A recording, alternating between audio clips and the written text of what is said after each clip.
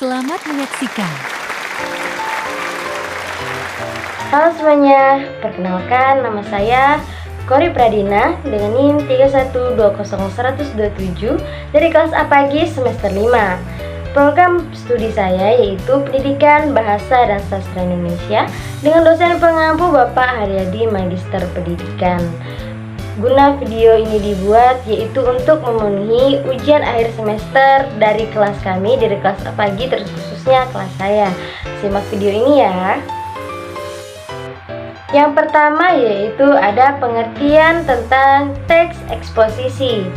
Teks eksposisi adalah sebuah bentuk teks atau tulisan yang memuat tentang informasi maupun pengetahuan. Secara umum, teks eksposisi sendiri memiliki tujuan untuk memberikan penjelasan atau uraian mengenai suatu ide, pokok pikiran, pendapat, informasi, maupun pengetahuan kepada pembaca atau bermaksud untuk memengaruhi. Hal ini yang membuat tujuan teks eksposisi adalah memberitahukan informasi atau pengetahuan berdasarkan fakta sesuai sudut pandang tertentu. Sedangkan menurut Kokasih 2012 halaman 7, teks atau karangan eksposisi adalah karangan yang mempunyai tujuan untuk memberikan informasi tentang sesuatu sehingga bisa memperluas pengetahuan pembaca. Karangan eksposisi berisi fakta ilmiah atau non-fiksi.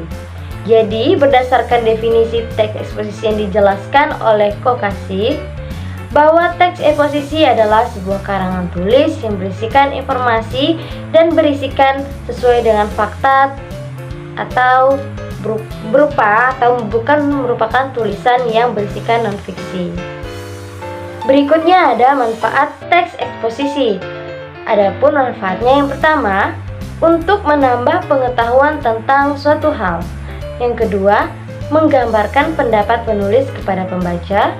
Yang ketiga, mengajak pembaca agar selalu berpikir objektif. Yang keempat, menambah keterampilan pembaca dan memahami isi bacaan bagi pembaca. Dan yang kelima, penulis dan pembaca dapat terbiasa meningkatkan wawasannya terhadap suatu hal.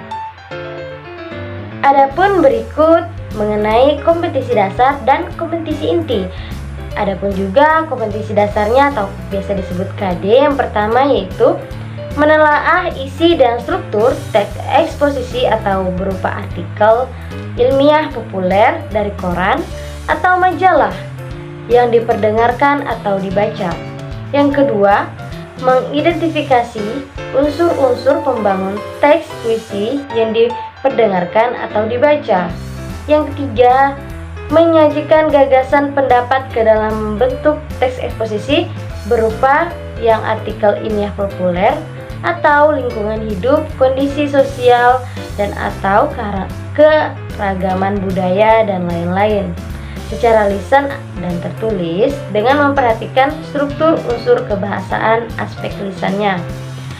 Dan yang keempat, menyimpulkan unsur-unsur pembangun dan makna teks eksposisi yang diperdengarkan atau dibaca. Setelah membahas mengenai kompetisi dasarnya atau KD, berikut adapun juga kompetisi inti atau KI-nya. Adapun yang pertama, menghargai dan menghayati ajaran agama yang dianutnya. Yang kedua, menunjukkan perilaku jujur, disiplin, tanggung jawab, peduli atau toleransi, gotong royong, santun, percaya diri dalam berinteraksi secara efektif dengan lingkungan sosial dan alam dalam jangkauan pergaulan dan keberadaannya. Yang ketiga, memahami pengetahuan atau faktual, konseptual, dan prosedural berdasarkan rasa ingin tahunya tentang ilmu pengetahuan, teknologi, seni, budaya terkait fenomena dan kejadian tampak mata. Keempat, mencoba mengolah dan menyajikan dalam ranah konkret atau menggunakan, mengurai, merangkai, memodifikasi, dan membuat. Dan ranah abstrak, misalnya menulis, membaca, menghitung, menggambar, dan mengarang sesuai dengan yang dipelajari di sekolah dan sumber lainnya yang sama dalam sudut pandang atau teori. Setelah kita membahas mengenai KI dan KD-nya, berikut kita akan membahas mengenai kisi-kisi soal. Adapun kisi-kisi soal yang pertama yaitu mengamati teks eksposisi untuk merumuskan pengertiannya. Yang kedua, mendata dan merumuskan unsur-unsur teks eksposisi yang meliputi gagasan dan fakta dan pola pengembangannya. Yang ketiga, mengkaji hubungan bagian-bagian struktur dan kebahasaan teks eksposisi. Yang keempat, menelaah dan informasi isi teks sesuai dengan bagian-bagian teks eksposisi. Dan yang terakhir, menyimpulkan isi teks eksposisi hasil diskusi. Ketika kita membahas mengenai kisi-kisi soal, tidak sah jika tidak adanya contoh. Adapun contoh soalnya yaitu seperti pada tahun 2005 sampai 2006 tercatat telah terjadi 330 bencana banjir, 60 bencana tanah longsor, 7 bencana letusan gunung berapi, 241 gempa bumi, dan 13 bencana tsunami. Bencana longsor dan banjir itu disebabkan oleh perusakan hutan dan pembangunan yang mengabaikan kondisi alam. Adapun soalnya, struktur teks eksposisi pada penggalan teks di atas adalah A.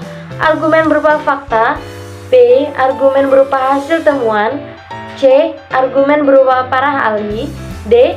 Argumen berupa alasan logis, E. Argumen berupa pernyataan para ahli. Dan jawabannya adalah A, yang dimana merupakan argumen berupa fakta. Penjelasannya, adapun struktur pada penggalan teks di atas adalah argumen berupa fakta ditandai dengan adanya fakta berupa data angka. Adapun contoh lainnya juga yaitu seperti menurut tim ahli Pusat Penelitian dan Pengembangan Sumber Daya Air, penyebab utama banjir di Jakarta ialah pembangunan kota yang mengabaikan fungsi daerah, resapan air dan tampungan air. Hal ini diperparah dengan saluran drainase kota yang tidak terencana dan tidak terawat, serta tumpukan sampah dan limbah di sungai. Akhirnya, debit air hujan yang tinggi menyebabkan bencana banjir yang tidak terelakkan. Adapun soalnya seperti ide pokok paragraf pada penggalan teks eksposisi di atas adalah A. Menurut tim ahli, penyebab banjir di Jakarta ialah pembangunan kota, mengabaikan fungsi daerah resapan air dan tampungan air. B.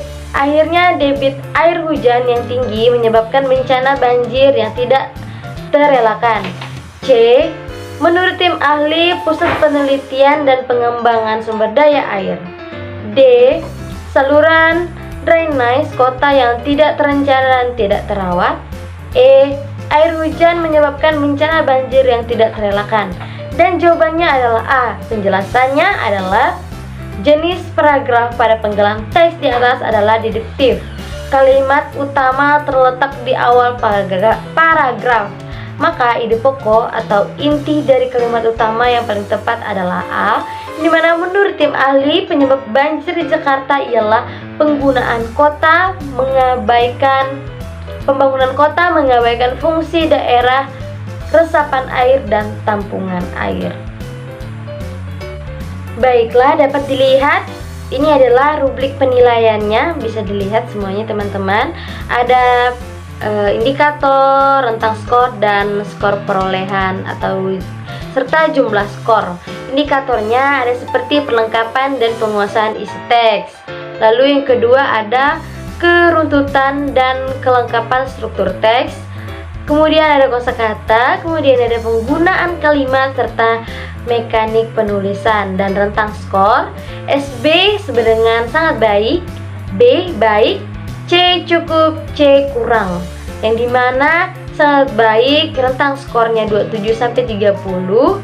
Bagian pertama, bagian kedua 18 sampai 20, bagian ketiga 18 sampai 20, bagian keempat 18 sampai 20, bagian kelima 9 sampai 10. Itu sangat baik. Sedangkan yang baik 22 sampai 26, 14 sampai 17, 14 sampai 17, 14 sampai 17, dan 7 sampai dengan 8. Serta dan yang untuk C atau cukup dari rentang skor 17 sampai 21, 18 sampai 13, 10 sampai 13, 10 sampai 13, dan 4 sampai 6. Dan yang rentang skor kurang yaitu 13 sampai 16, 7 sampai 9, 7 sampai 9, 7 sampai 9, 1 sampai 3. Baiklah teman-teman semua, terima kasih sudah menonton video ini sampai akhir. Kiranya video ini dapat bermanfaat untuk kita semua serta teman-teman semuanya. Saya ucapkan terima kasih dan